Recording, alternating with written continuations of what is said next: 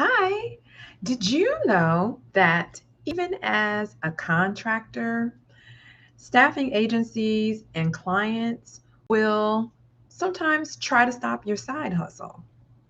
If you are a Black woman with a side hustle and you are working a contract job or considering working a contract job, then this video is for you. So today we're going to talk about how to know if your side hustle is going to be an issue at your contract job and what to do if you find out that it is an issue. But first, just want to introduce myself. My name is Celeste, and on my channel, I talk about using contract work as a way to fund your lifestyle and create a lifestyle that's not all about work. Contract work is a great way to make money and be able to take an extended break, to travel, to rest, whatever it is that you want to do. So, if you see me glancing down, it's just because I'm looking at my notes.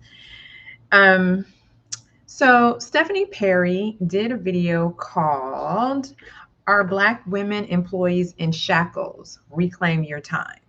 And in that video, she gave 6 questions as a test to determine whether you have an employer or you have a master. And her question number 5 was, does your job control other ways that you make money? And that got me to thinking about what I've experienced. And then also, the first thing that came to mind was the story that you might remember from last year about this lawyer. Her name is Annie Popula, and she was a lawyer, working at a firm, and she was also a beauty TikToker, like a pretty popular one. And she never hid that she was interested in, that she was a content creator, that she was interested in beauty. I think she even said she put it on her resume, like in the spirit of trying to be a whole person, like employers say that they want. She was pretty upfront about it, but they discovered her TikTok channel and basically told her that she had to stop creating sponsored content. Now, I will link to an interview with her where she talks more in depth about her story. But in the end, of course, she decided to walk away from law and just pursue her interest in beauty and being a beauty influencer. So in that situation, the job was trying to be her master, right? There's this pretty obvious. Now, I personally have had, as a contractor, a situation where the job was definitely trying to be my master. So this is a couple agencies ago. I kind of like break my life into like which agency was I working for at the time. So a couple agencies ago, when I was signing up and I'm reading through the employment contract, and they have a clause in there that says you can't do any work outside of the work for the client. And I was like, not like you can't do conflicting work, you can't do the same type of work or work in the same type of field or work for a competitor. It was like you cannot, work at McDonald's on the side if you want to. And I was like, what? So in that case, I emailed the agency immediately and said, yeah, I saw this clause. I can't sign this because at the time, I was doing consulting for digital media clients and I had no plans of stopping that. So I said, no, actually, I do this thing on the side. I'm going to continue doing it. So, either you say this is okay or, we go our separate ways. Obviously, I said it softer than that. But they replied in writing and said, oh, yes, it's okay for you to continue to do that. And I still felt a kind of way because I was, like, yes, you said I can. Like, I don't know. I signed up to do 40 hours a week for this client. I don't understand why y'all over here in hour 41 and 43 telling me what I can do with my time, particularly if there's no kind of conflict. Because again, you didn't say I can't work in this field or I can't work for a competitor. You said I can't do anything. Crazy. So in that case, that agency, that job was definitely trying to be a master.